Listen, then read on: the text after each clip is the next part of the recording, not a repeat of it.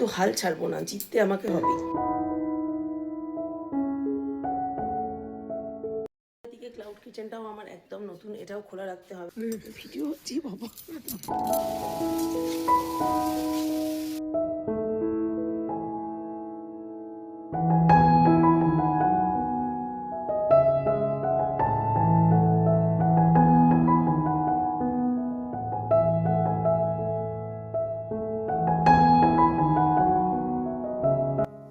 Good morning বন্ধুরা, সকলে কেমন আছো? আশা করছি প্রত্যেকে অনেক অনেক ভালো আছো। তো দেখো এখন হচ্ছে সকাল 6:30 আর আজ হচ্ছে শুক্রবার। তো রিজু কলেজ যাবে, তার জন্য ডাল আর ভাত বসিয়েছিলাম। আর এখন দেখো সকাল সকাল চলে এসেছি টগর গাছটা দেখতে। তো টগর গাছটা একটু রিপোর্টিং করতে হবে। তো দেখো এদিকে টবটা অনেক ছোট হয়ে গেছে আর গাছটা কিন্তু ক্রমাগত বড় হয়ে যাচ্ছে। আর এদিকে পাতাগুলোও 2-4টে হলুদ হয়ে গেছে, এগুলোকে কাটছাট করতে হবে। আর এদিকে দেখো একটা টবের মধ্যেই দুটো টগর গাছের চারা পোতা রয়েছে, তো দুটোকে আলাদা করব। আর এই পাশের টবটায় রয়েছে মিন্ট গাছ, এগুলো সব বাবা লাগিয়ে দিয়ে গেছে আগের দিন এসে। তো এটা আগেই রিপোর্টিং করার দরকার ছিল। তো যাই হোক, বরকে একটু মাটি এনে দিতে বলবো। তো এ দেখো এখানে ভাতটাও হয়ে গেছে আর এদিকে ডালটা সেদ্ধ হচ্ছে। তো অনেকটা সকালে খেয়ে বেরোয়, তো ওর জন্য ডালে সম্বারা দেওয়া পছন্দ করে না, ডালটা সেদ্ধই খেতে ভালোবাসে। ওর জন্য ডালটা সেদ্ধই রাখছি, তারপর সম্বারা দেবো। তো এখন ডাল সেদ্ধটা হয়ে এসছে, আর একটুখানি ফুটবে, তারপর নিভিয়ে দেবো। আর এখন এই ডাল আর ভাতটা করার পরে গ্যাসটা একটু মুছে নিচ্ছি। রিজু এখন স্নান করতে গেছে, ও এলে ওকে খাবার দেবো, আর ততক্ষণ আমি চাটা করব, চা খাবো। তো গ্যাস ওভেনটা একটু পরিষ্কার পরিচ্ছন্ন না থাকলে আর এই তাকটা একটু পরিষ্কার মোছা টোছা না থাকলে আমার কাজ করতে প্রচণ্ড অসুবিধা হয়। তো ওই জন্য একটুখানি মোছামুছি করে পরিষ্কার করে নিলাম। আর এরপরে দুধটাও জাল দেবো। সৌম্য ঘুম হচ্ছে এখনও, সৌম্য ঘুম থেকে উঠে দুধ খাবে।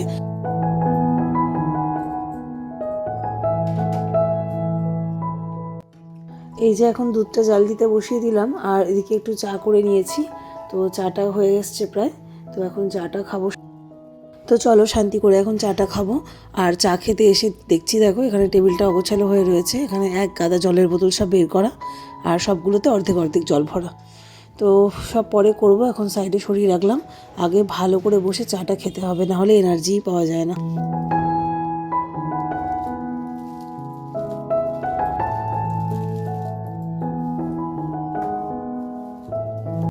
আর এই টোস্ট বিস্কিটগুলো আমার আর আমার বরের দুজনেরই খুব পছন্দের। তো এগুলো আনা হয়েছিল 2-3 প্যাকেট। তো এখন এক প্যাকেটই রয়েছে, আর একটা প্যাকেট ঢেলে নিয়েছি। তো চলো এখন টোস্ট বিস্কিট দিয়ে চা খেয়ে নেবো। আর ওদিকে দুটো জিঞ্জার বিস্কিট রয়েছে।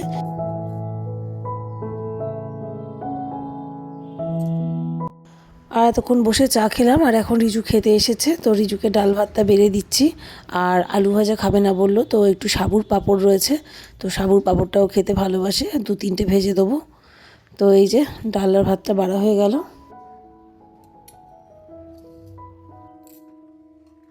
আসলে ও তো অনেকটা সকালে খায়, ওই 6:45-7টা নাগাদ খায়।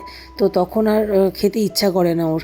তো সারাদিন না হলে ভাত খাওয়া হবে না, এর জন্যই আমি জোর করে ভাতটাই দিই। নাহলে ও সকালবেলা একেবারেই ভাত খেতে চায় না, রুটি তরকারি বা অন্য কিছু পাস্তা এই জাতীয় কিছু খাবার খেতে চায়। তো আসে তো সেই সন্ধ্যেবেলা কলেজ থেকে, আর এসে রাতে কেমন একটা লাগে ভাত খেতে। তো ভাত খাওয়ার অভ্যাস আমাদের রাতে আসলে কারোরই নেই। তো ওই জন্য ভাত রাতে আবার খাবে, তার জন্য আমি সকালবেলায় একটু জোর করে দিই। সে খায় তো নামমাত্র 2-4 গাল। আর এদিকে দেখো পাঁপড়টা ভাজতে গিয়ে আজকে কী কাণ্ড হয়েছে। আজকে কড়াইটা এত তেল গরম হয়ে গেছে যে পাঁপড়গুলো পুরো পুড়ে কালো হয়ে গেছে। আর একটা এই দ্বিতীয় পাঁপড়টা ভাজতে গিয়ে দেখছি, ও বাবা, এই পাঁপড়টা তো একেবারে গলে পুরো, মানে মনে হচ্ছে যেন পাঁপড় নয় প্লাস্টিক ভাজছি, এমন অবস্থা। আদৌ এই পাঁপড়টার মধ্যে পাঁপড় ছিল নাকি প্লাস্টিক মেশানো ছিল আমি এখনও পর্যন্ত জানি না। তো এই পাঁপড়গুলো কিন্তু আমরা এনে মাঝে মধ্যেই খাই, পাশের দোকান থেকেই এনে খাই, ভালোই হয়। কিন্তু এইবার যে পাঁপড়টা কিনেছি সেটা অন্য কোম্পানির, আর কোয়ালিটিটা একেবারেই জঘন্য। তো এখানে আবার কড়াটা এখন চেঞ্জ করে নিলাম, অন্য কড়াইয়ের মধ্যে তেল দিয়ে তারপরে আবার দুটো পাঁপড় করে দিলাম ওকে। তো ভয়ও লাগছে ভাজতে গিয়ে, ভাবছি পাঁপড় নাকি প্লাস্টিক আদৌ ভগবান জানে।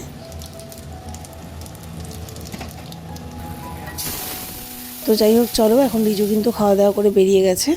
আর এখন আমি ডালটা সম্বারা দিয়ে দিলাম আমাদের জন্য। আজকে ডাল ভাতই রান্না করব, কারণ সৌম্যর পেটটা গতকাল দুপুরবেলা একটু মানে গন্ডগোল হয়েছিল। তো 3-4 বার পটি করতে গেছে, শরীরটা ভালো ছিল না, গা বমি ছিল। তো ওই জন্য আজকে একদম হালকা ডাল আর ভাত, আর তার সাথে কিছু একটা ভাজা। এখানে এখানে বালতিতে রাখো।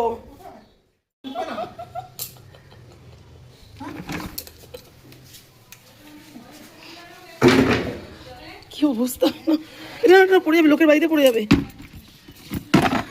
ওটা মাটিটা কোথায়? ওটা ভরে তো তেমন অন্তত মারবো কি করে ওটার মধ্যে। আর এখন ডালটা সম্বারা দিয়ে নামিয়ে ফেললাম।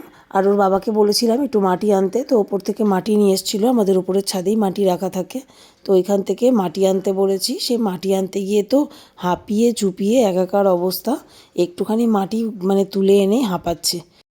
একটা কোনো কাজেই আমার বরটাকে পাই না, জানো তো। সারাদিন তো বাইরে থাকে, অফিস টফিস এইসব নিয়ে ব্যস্ত থাকে, তারপরে তোমার কোয়ার্টার আরও এদিকে টুকটাক অন্যান্য বিভিন্ন রকম ইয়েতে থাকে, বিভিন্ন রকম ঝামেলায়।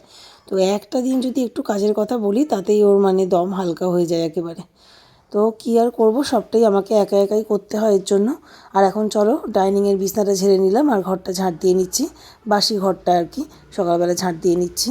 রিজু বেরোনোর আগেই ঝাঁট দিতে পারলে ভালো হতো, কিন্তু এত তাড়াহুড়ো থাকে ওই টাইমটায় যে তখন আর পারি না।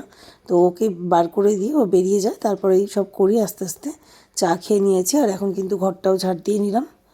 আর এরপরে ফুলকপি আলু ভাজা করব ডালের সাথে।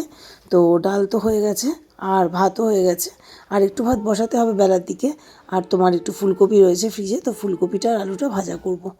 আর তোমাদের তো আগের ব্লগে বলেছি আমি একটা ক্লাউড কিচেন খুলেছি, একদম নতুন আর কি। তো জোম্যাটোতে রয়েছে, তো ওটা এখন আপাতত বন্ধ রয়েছে, এইবার খুলবো। সৌম্যর পরীক্ষার জন্য বন্ধ রেখেছিলাম।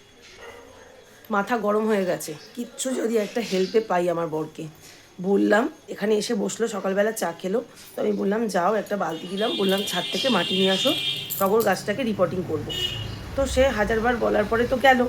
তারপরে ওপরে ফোন নিয়ে গেল, কার একটা ফোন এলো, সেই ফোনে আধ ঘন্টা ধরে বক বক করলো। তারপরে দেখি 2 মিনিটের মধ্যে মাটি ভরে নিয়ে এসে শেষ, হাঁপাচ্ছে, বলছে ও মা আমি আর পারবো না। আমি বলছি সর্বনাশ, সেই তলায় একটুখানি মাটি পড়ে আছে বালতিতে। আমি বলছি এইটুখানি মাটি দিয়ে কী হবে, আরও মাটি লাগবে তো।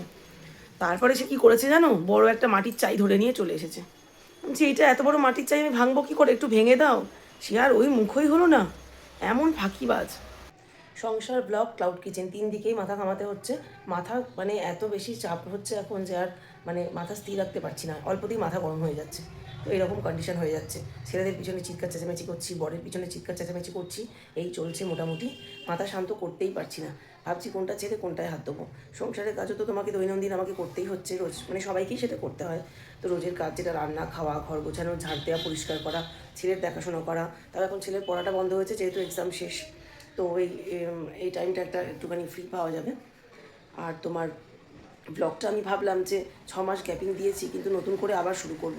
হেরে গেলে চলবে না বন্ধুরা, আমি যদিও হেরে যাচ্ছিলাম, হেরে যেতে যেতে আবার জিততে চলেছি। তো 1000 সাবস্ক্রাইবার হতে আর বেশি বাকি নেই, তো ভাবলাম তীরে এসে তরিটা ডোবাই কেন, এতদিন এত কষ্ট করে ভিডিও আপলোড করেছি, ভিডিও শ্যুট করেছি, ভিডিও দিয়েছি, তো ভাবলাম তীরে এসে তরিটা ডোবাবো না, এটাতে আমাকে জিততে হবে। 2024-এর প্রথম থেকে শুরু করেছি, 1 বছর বেশি হয়ে গেছে, যদিও মনিটাইজেশনের যে পলিসি সেটা মানে বাইরে চলে গেছে, 1 বছরের মধ্যে করতে হয় যে ব্যাপারটা আছে, ওটা পার করে ফেলেছি। কিন্তু কুছ পারোয়া নেই, করে তো আমি দেখাবোই, জিততে আমাকে হবেই।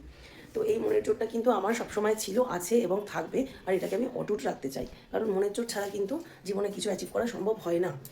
তো হেরে যাচ্ছিলাম, বসে যাচ্ছিলাম ঘরে, তো হেরে যেতে যেতে আবার উঠে দাঁড়ালাম, কামব্যাক করছি। আর এদিকে ক্লাউড কিচেনটাও আমার একদম নতুন, এটাও খোলা রাখতে হবে এখন, না হলে অর্ডার ঠিক মতন আসবে না। আর তারপর তোমার ব্লগিং তো ডেলি কাজকর্ম আছে, দেখানো আছে।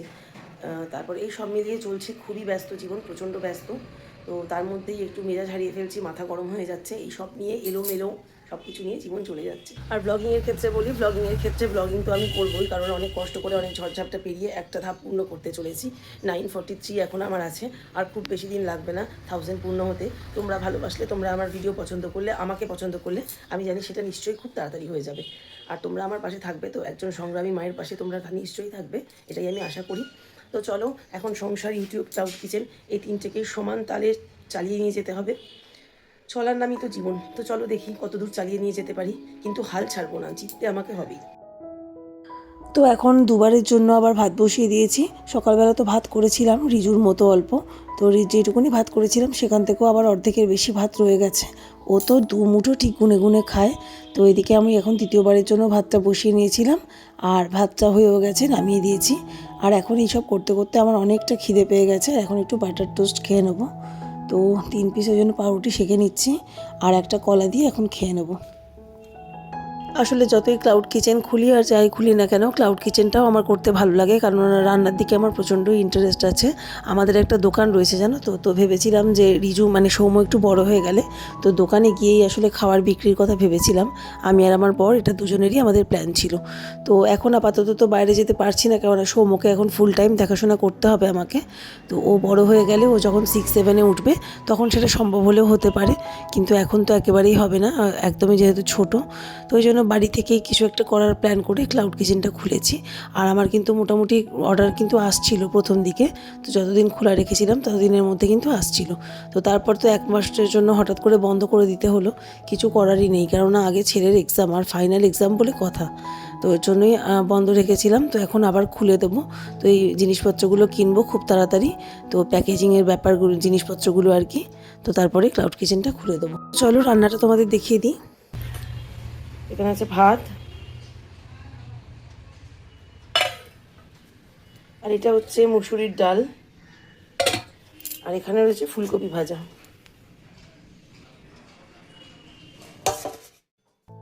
তো এখন এই 11:15টার কাছাকাছি বাজে, বরকে খেতে দিয়ে কিন্তু আমি রান্নাঘরটা পরিষ্কার করে নিচ্ছি।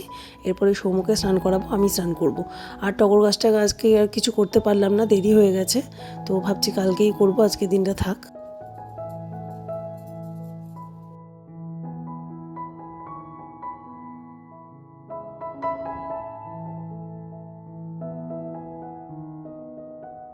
তো দেখো রান্নাঘরটা একদম পরিষ্কার পরিচ্ছন্ন হয়ে গেছে, চারদিক সাবান দিয়ে মেজে পরিষ্কার পরিচ্ছন্ন করে নিয়েছি। আর বেসিনে কয়েকটা বাসন আছে, এগুলো কাজের দিদি মেজে দেবে। তো দেখো তোমাদের তো রান্না দেখালাম, আর এখানে বর কিছু দোকান বাজার করে নিয়ে এসছে। দুধ আনতে বলেছিলাম, দুধ নিয়ে এসছে, আর তার সাথে টোস্ট বিস্কিট নিয়ে এসছে। এটা গতকালের আনা ছিল, এটা নতুন নিয়ে এসছে আজকে। আর এর সাথে পাউরুটি আনতে বলেছিলাম, তো একটা ব্রাউন ব্রেড নিয়ে এসছে। তো এখন আবার একটু টিফিন বানাতে হবে, বর বললে একটু টিফিন নিয়ে যাবে, ওই জন্য বানাবো হচ্ছে বেসন টোস্ট। এরকম এখানে একটু বেসন আর ময়দা দিয়ে আর একটু খাবার সোডা দিয়ে বেসন একটা ব্যাটার বানিয়ে নিয়েছি। একটু কাঁচা লঙ্কা কুচি দিয়ে দিয়েছি, এটাকে নিরামিষ ডিম টোস্ট যেরকম হয় সেরকম আর কি। তো এটা একটু পাতলা করতে হবে ব্যাটারটা। তো আমার এই ফ্রাই প্যানটা না আগে থেকে একটু তেল মাখিয়ে নিলাম, কেন বলো তো, আমার ফ্রাই প্যানের এই কোটিংগুলো উঠে গেছে মাঝে মাঝে। তো এর মধ্যে কিছু ট্রাই করলে বা কিছু বাটার তোমার বেসন টোস্ট করলে এর তলাটায় লেগে যায়, ওঠে না ঠিক মতো। তো ওই জন্য আজকে একটু দেখলাম তেল মাখিয়ে রেখে একটু গরম করছি, দেখি এতে কিছু ভালো কাজ হয় নাকি। আর এখানে তো পাউরুটিটা খুলবো, বার করবো, আর তার সাথে এই যে বেসনের ব্যাটারটাও আর একটুখানি পাতলা করে নিয়েছি, এটা ঠিক আছে।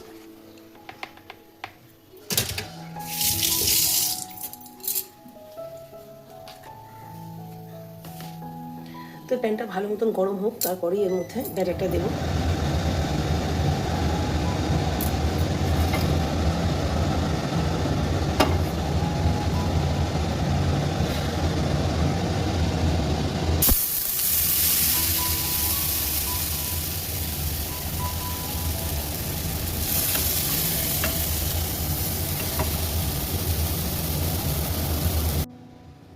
তো এখানে এখন পাউরুটি দুটোও দিয়ে দিচ্ছি, আর একটু ভালো করে, আর এই পিঠটা একটু ভালো করে হয়ে গেলে তারপরে পিঠটা উল্টে দিয়েছি। তো যেরকম বলছিলাম দেখো ভালো করে উঠছিল না, তারপরে আবার এই স্টিলের খুন্তিটা নিলাম, তো এটা দিয়ে একটুখানি ভালো করে তুললাম। তো আমার ফ্রাই প্যানটা একদমই নষ্ট হয়ে গেছে, আর একটা নতুন কিনতে হবে। তো চলো আমার এই বেসন টোস্টগুলো মোটামুটি রেডি হয়ে গেছে। তো এখন বরের টিফিনটা প্যাক করে দেবো।